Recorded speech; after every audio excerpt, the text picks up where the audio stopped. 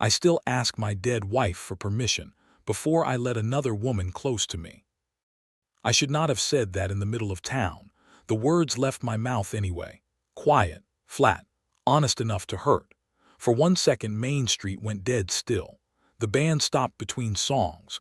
Someone near the pie table sucked in a breath. My little girl tightened her hand around 2 of my fingers and looked up at me like I had just said something too heavy for daylight.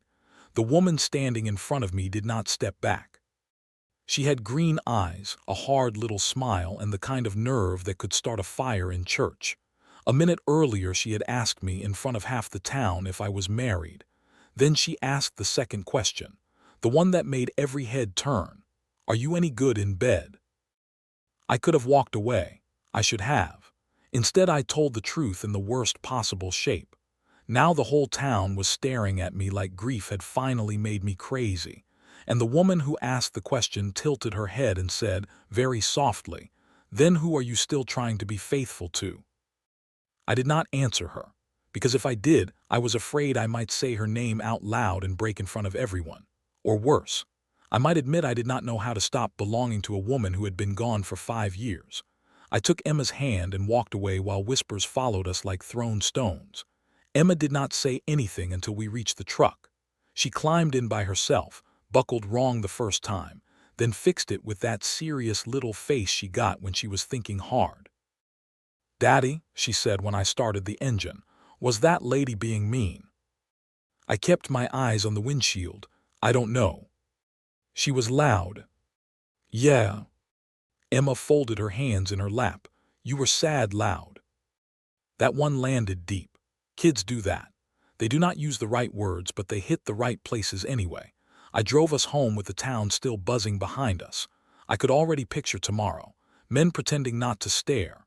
Women lowering their voices when I walked past. Everybody acting like they cared about my pain when really they just wanted a better version of the story.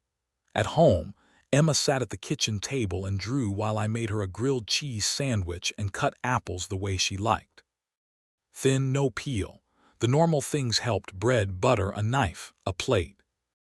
Things I could control. She pushed her drawing across the table while I poured milk. It was 3 people holding hands, me, Emma, and a woman with long hair. I looked at it too long. "That's not Mommy," Emma said. "Mommy's in the sky." I set the milk down slowly. "Then who is it?" "The lady from town."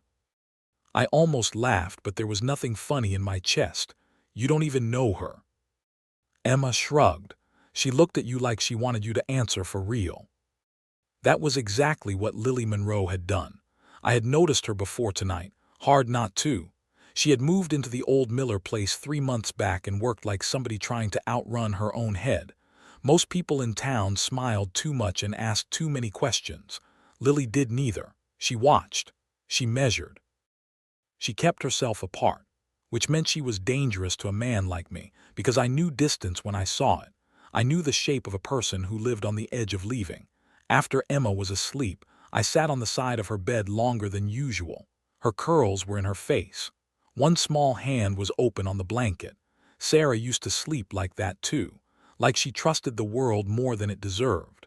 I stood up before the memories could finish what the town had started. Then I did what I had done for years when the noise in my chest got too loud. I went to the cemetery. I knew every turn of that path. I could have walked it blind. By the time I reached Sarah's grave, the night had settled in deep and quiet. I took the ring from the chain around my neck and held it in my palm. My wedding ring. I had not worn it on my hand since the day the doctor came out and would not meet my eyes. "Town had fun tonight," I said to the stone.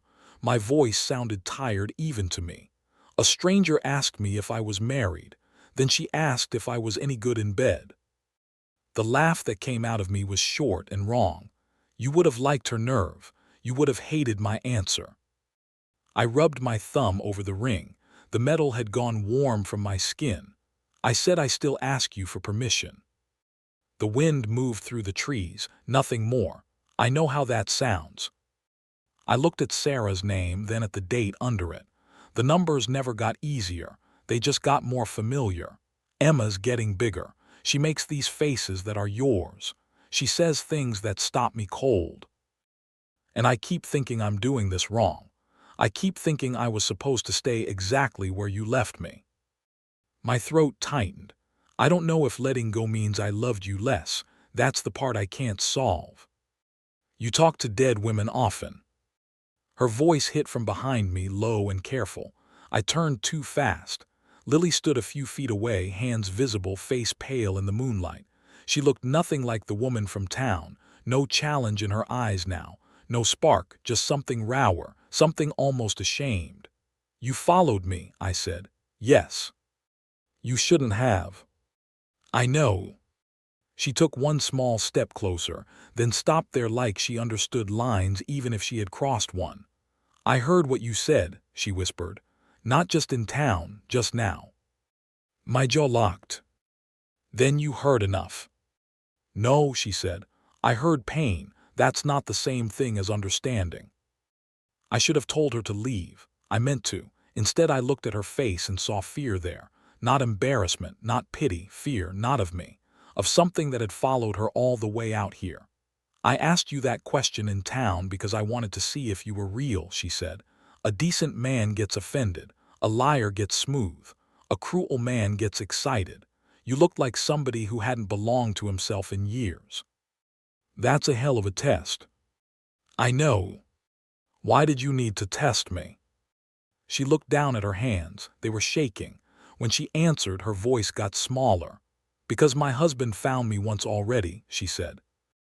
And if he found me again, I needed to know which kind of neighbor I moved next to.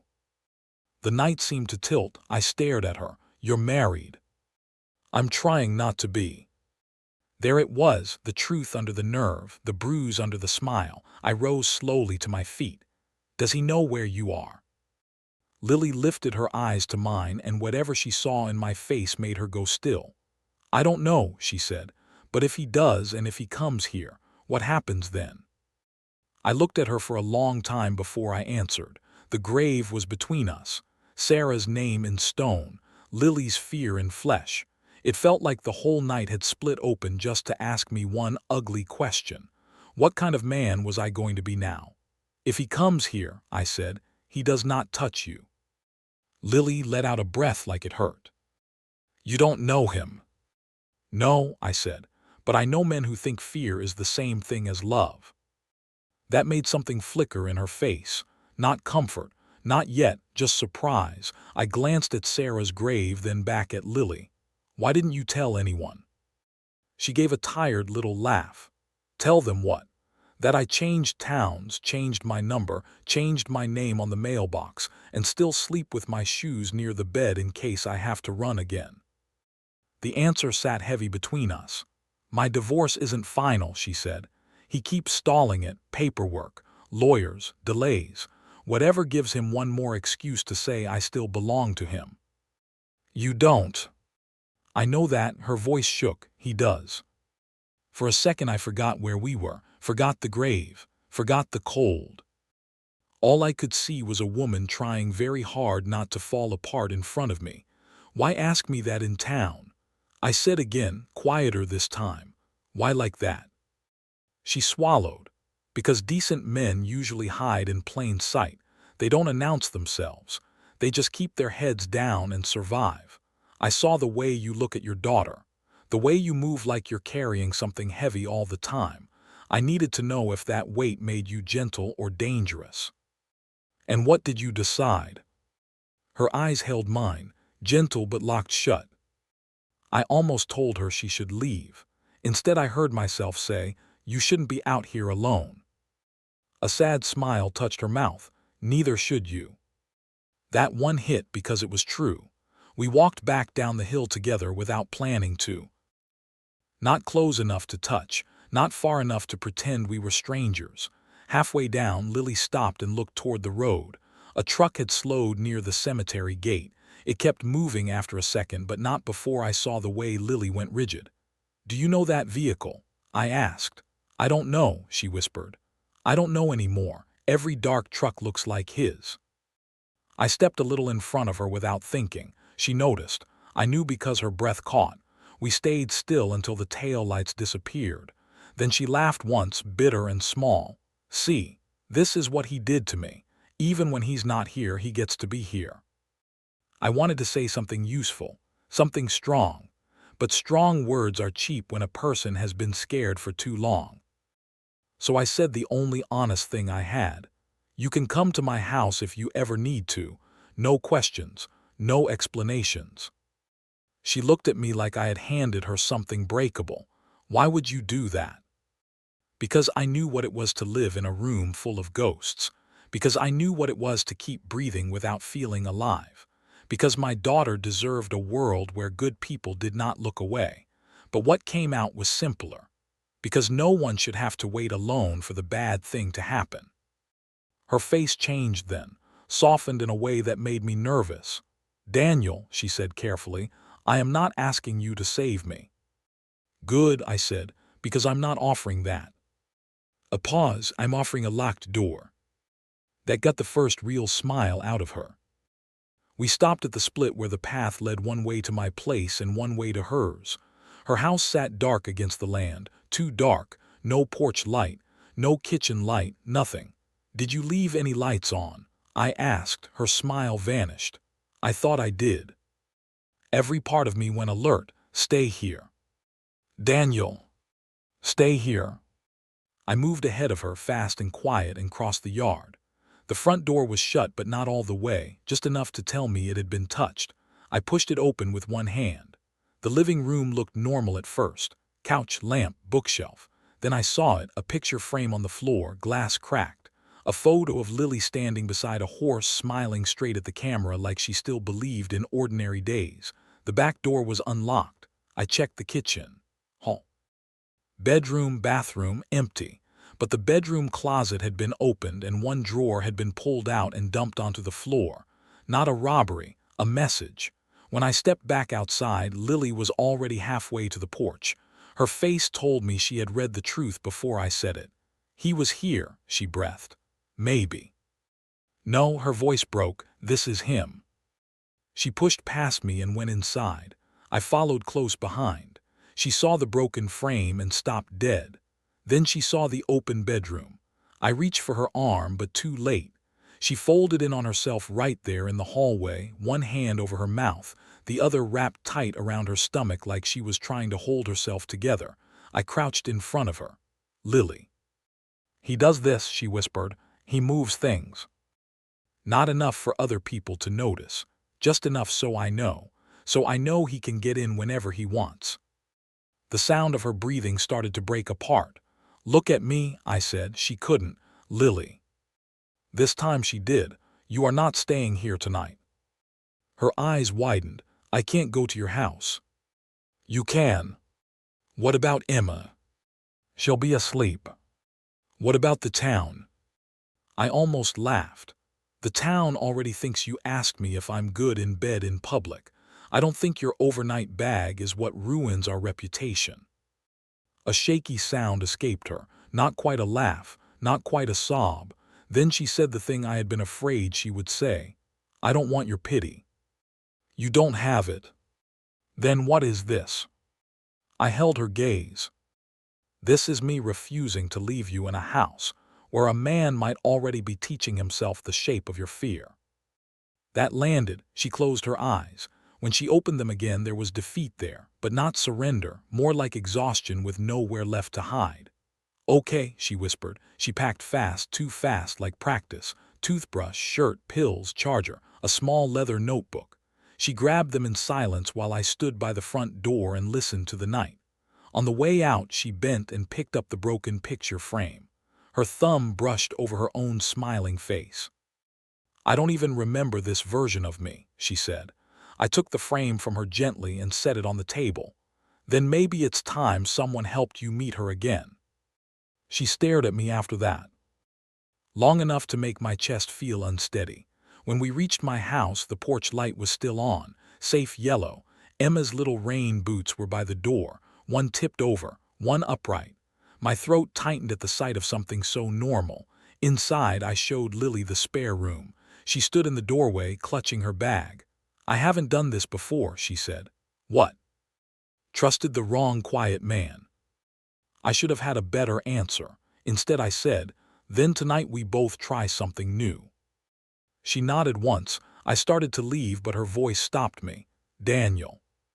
I looked back. What if he comes while I'm here? I thought of Sarah, of Emma asleep down the hall, of the chain around my neck, of the way Lily had shaken in her own hallway.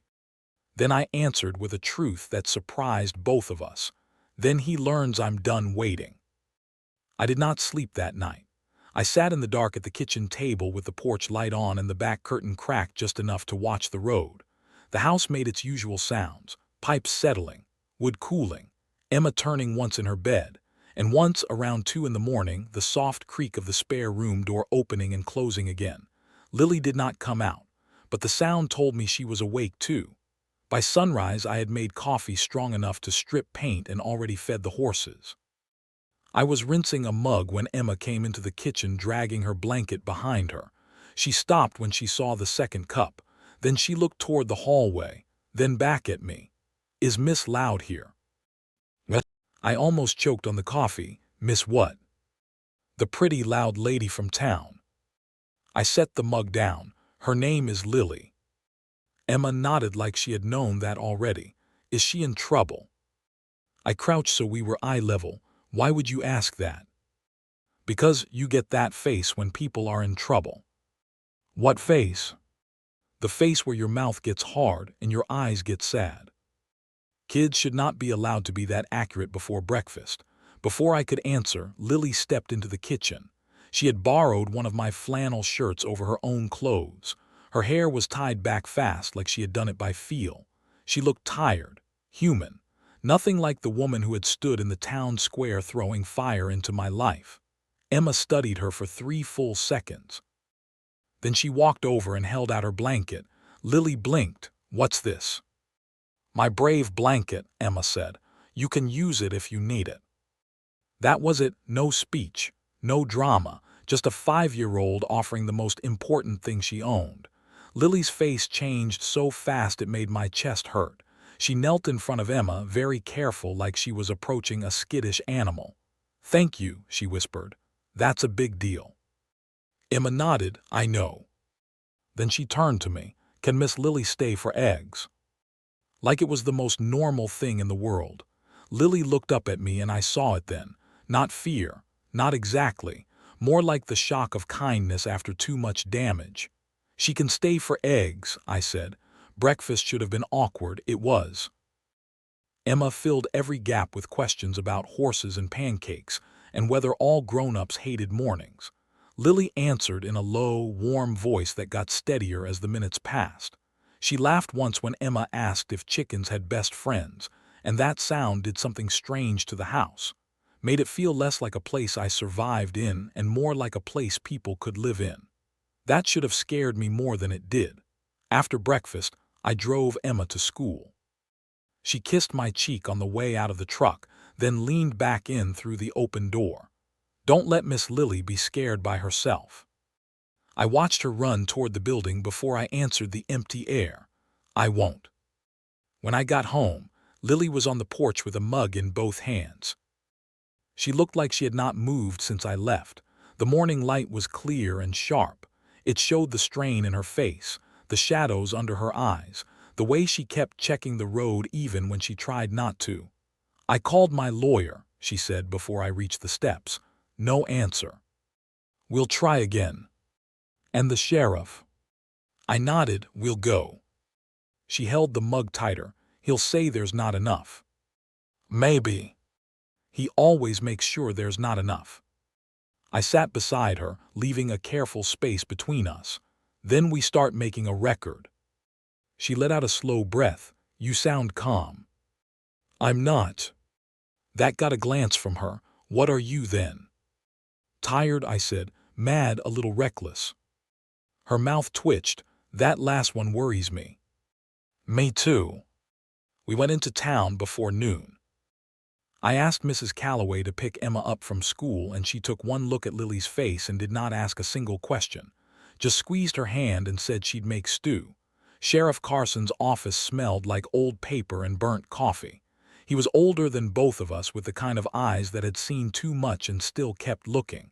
He listened while Lily spoke. really listened, did not interrupt, did not rush her. I respected him for that.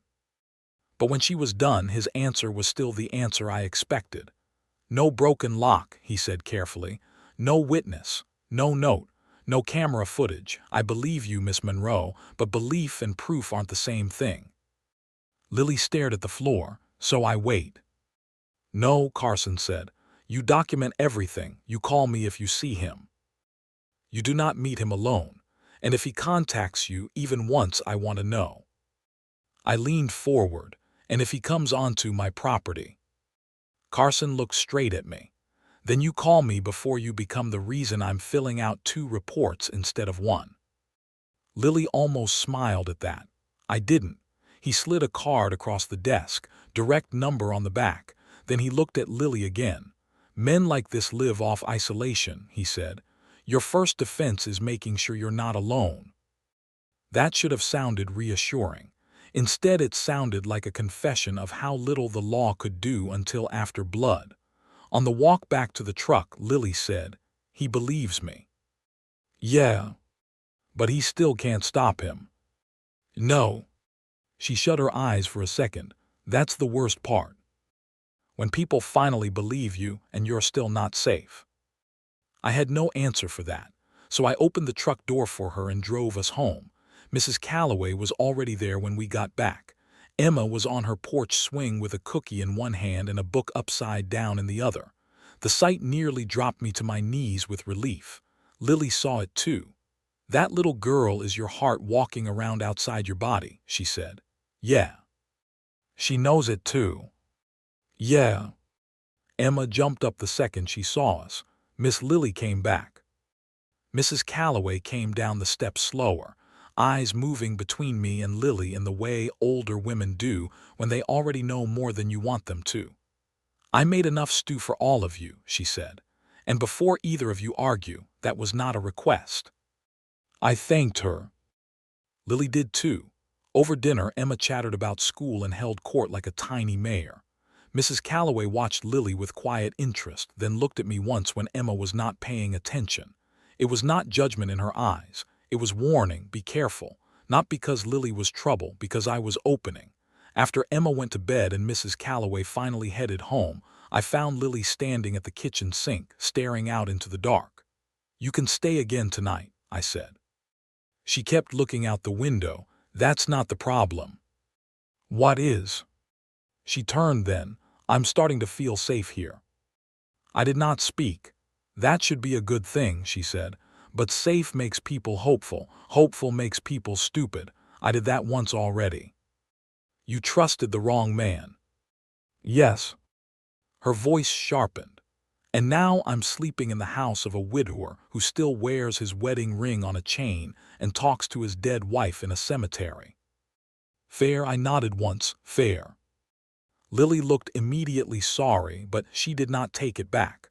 "I'm not saying you're him," she said more softly. "I'm saying I don't know how to tell the difference between comfort and danger until it's too late."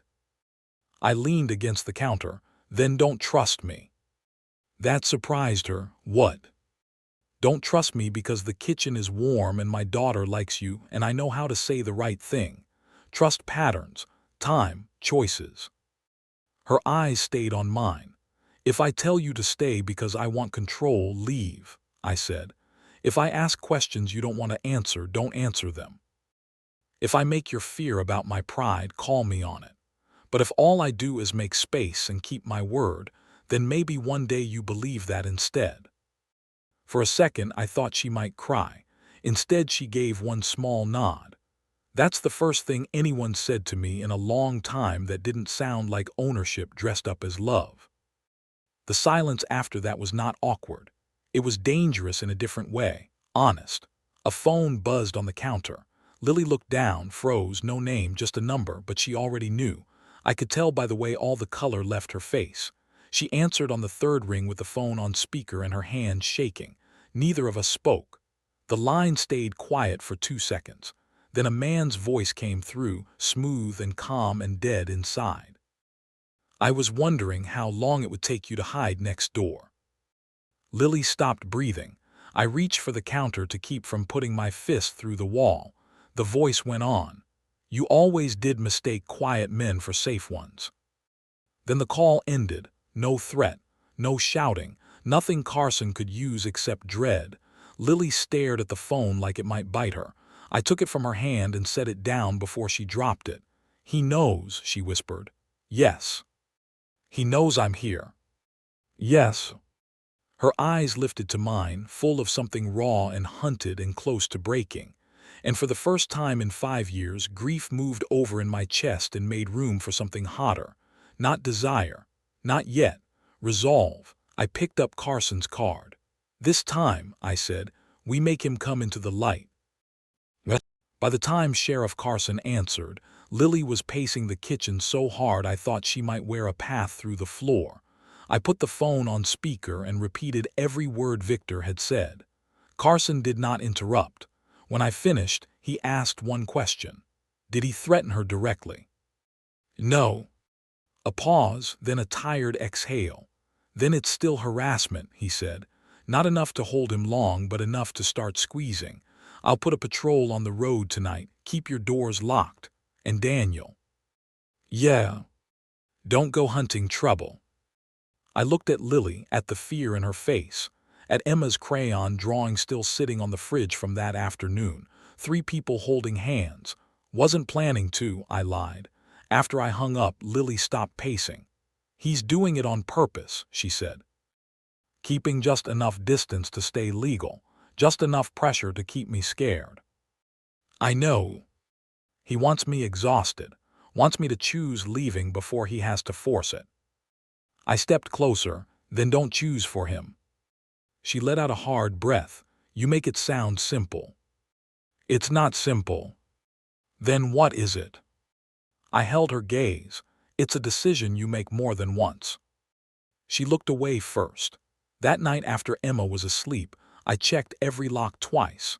Then I sat on the porch with the lights off and waited, not with a rifle in my lap. Carson was right about one thing. Victor would love that. He would love me turning into the version of man that proved Lily had nowhere safe to stand. So I waited with empty hands and a full head. Around midnight, Lily opened the front door behind me.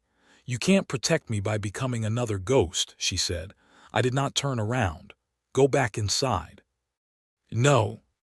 I looked at her then. She had Emma's brave blanket around her shoulders. Her face was pale but steady. He wants you angry, she said. He wants me scared. He wants us both tired enough to make bad choices. He's halfway there. Maybe. She came down the steps and stood beside me, but I'm done helping him. We stood in the dark together. No touching, no promises, just 2 people refusing to run from the same road. Then headlights appeared, slow, deliberate. A dark SUV rolled past the house once, kept going, turned around at the far end of the road, came back slower. Lily's fingers curled into the blanket. I heard the breath leave her body. It's him, she whispered. Stay here. No. Lily. Her voice came back thin but fierce. No more making me hide while men decide what happens to me. That stopped me because she was right, so I pulled out my phone and hit record. When the SUV slowed in front of the house the 3rd time, I stepped off the porch, not far, just enough. Victor got out like he owned air. He was clean-shaven, expensive coat, polished boots. He looked like the kind of man people trusted in daylight. That almost made me hate him more. His eyes went to Lily first. Of course they did. You picked a rancher, he said with a smile that never reached his eyes. That's almost funny. Lily did not move. Leave. Victor ignored her. You know what her problem is, Daniel. She mistakes stubborn men for noble ones. I kept my phone low and pointed at him. You need to get back in your car. He laughed softly. Or what? Or this stops being private. His eyes flicked to the phone. That was the first real crack. Lily saw it too. She stepped forward onto the porch light line where his face and hers were both clear. You want private, she said. You lost private when you started following me. Victor's smile thinned. I followed my wife. I am not your wife. Not legally yet. Lily's whole body went still. What? He smiled again, pleased with himself now. Funny thing about paperwork, delays, missing signatures, a clerk who owes a favor. You ran before the final order cleared. You've been hiding for nothing. What? For 1 second she looked like she might fall. Then she didn't. She took another step forward. You're lying. Call your lawyer tomorrow. I saw the hit land. Not because she believed him, but because she knew he was exactly the kind of man who would poison her peace with one sentence and make her carry it all night. I raised my voice slightly, enough for the recording. You came here after calling her from a blocked number. You've entered this road multiple times. You've admitted following her. Victor turned to me, annoyed now. You think a recording scares me? No, I said, but truth in your own voice might. A long second passed. Then he looked at Lily again and his tone changed. Softer, worse. Come home, he said. You've embarrassed yourself enough. What? Lily's hand tightened around the blanket. I thought she might shake. Instead she said very clearly, this is my home now. I will remember Victor's face for a long time after I forget other things. Not rage first. Injury. As if love had been stolen from him instead of refused. That is the sickness men like him carry. They turn another person's freedom into their own wound. His eyes cut to me. This what you tell yourself, Daniel, that she chose you. No, I said, I know she chose herself. That's what you can't stand. That did it. He took one fast step toward the porch. Lily flinched, and I moved without thinking, putting myself between them. Victor stopped close enough for me to smell whiskey under the cologne. You don't know what she is when the doors close, he said quietly. I kept my voice flat. Maybe, but I know what you are when they open. Red and blue lights washed over the road before he could answer. Carson's cruiser came in hard, another deputy right behind him. Victor stepped back, all that polished calm snapping into place again. He lifted his hand slightly like this was all a misunderstanding and he was the only adult in the room. Carson got out slow. I told you not to come back on this road, he said. Victor smiled. Public access.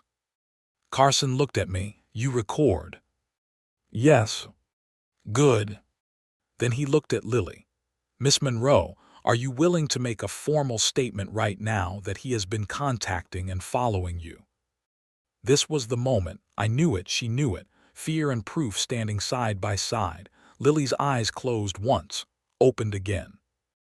Yes, she said.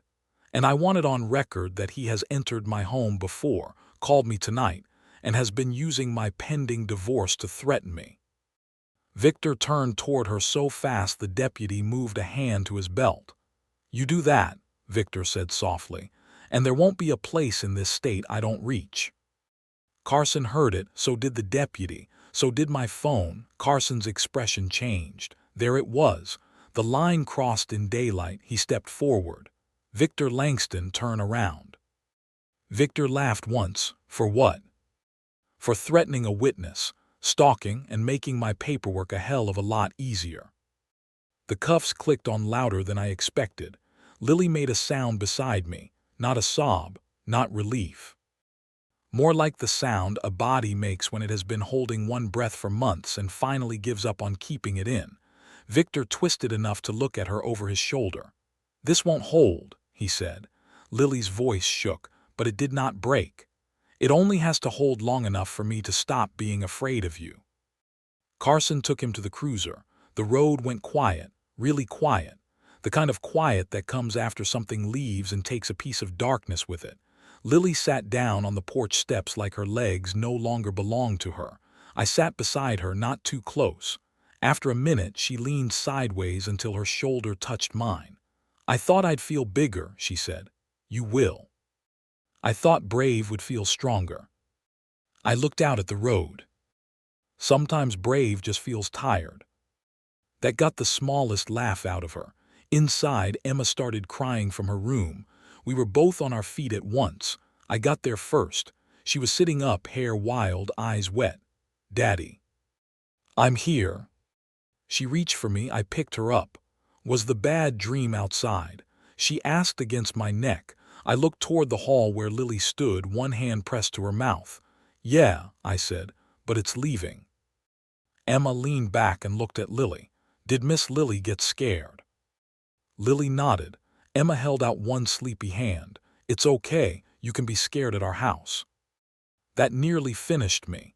Lily came over and took Emma's hand very gently, like it was something holy. "I know," she whispered. "That's why I stayed." I put Emma back to bed between us. She fell asleep fast, one small hand still tangled in Lily's fingers. We stayed there longer than we needed to. In the doorway after, Lily looked at me with tears she was not hiding anymore. "I need to tell you something before the fear comes back and ruins it," she said. I waited. "When I asked you that disgusting question in town, I was not flirting. I figured. I was trying to push you into showing me your worst side." "I know. And when you did," she shook her head. "When you didn't, I got angry, because decent men are inconvenient when you've built your whole life around expecting danger." I let that settle, then I said, "I need to tell you something too." She stood very still. "The night you followed me to the cemetery, I thought you were trouble." Her mouth trembled. "And now I think you are the first thing that's made me want to stop talking to the dead like they get the final vote." She cried then, quietly. No drama, just truth leaving the body. I took the chain from around my neck and looked at the ring in my hand. For 5 years that ring had meant loyalty, then guilt, then punishment. Now it felt like a question I finally knew how to answer. "I loved Sarah," I said. "I still do, I always will." Lily nodded once through tears. "But loving her is not the same as promising my life to grief." I looked at the ring. "And waiting for permission is just another way of hiding." My hand shook a little. Then I walked to the drawer by the sink, opened it, and set the ring inside. Not thrown away, not erased, placed, honored, finished. When I turned back, Lily was crying harder now. I stepped toward her slowly, gave her time to step back if she wanted. She didn't. "I'm not asking you for forever tonight," I said. "You do not owe me romance because I stood on a porch and got loud with a man who should have left you alone. You do not owe me anything." Her eyes stayed on mine.